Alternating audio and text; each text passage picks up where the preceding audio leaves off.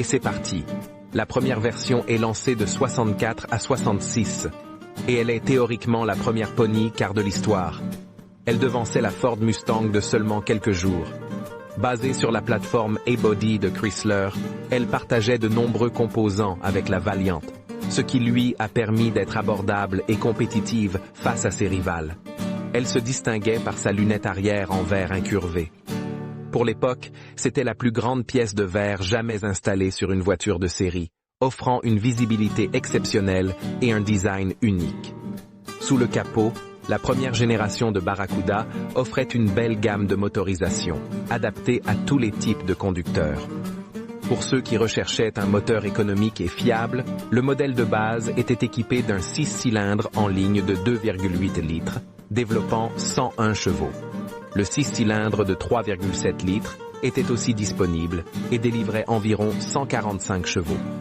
Mais c'est avec le V8 de 273 pouces cubes, soit 4,5 litres, que les choses devenaient vraiment intéressantes. Ce moteur était proposé en deux versions, une version standard de 180 chevaux et une version commando bien plus nerveuse, capable de grimper jusqu'à 235 chevaux. Ce dernier était conçu pour ceux qui voulaient sentir la route vibrer sous leurs pieds. Une vraie promesse de sensation pour l'époque. Bien que principalement axée sur le confort et le style, la Barracuda a également fait ses débuts en compétition. En 65, le pilote Richard Petty, célèbre pour ses succès en NASCAR, a surpris le monde de la course en engageant une Barracuda modifiée pour des courses de dragster et des événements sur terre battue. Cette initiative audacieuse a contribué à renforcer l'image sportive de la Barracuda et à démontrer son potentiel sur les circuits.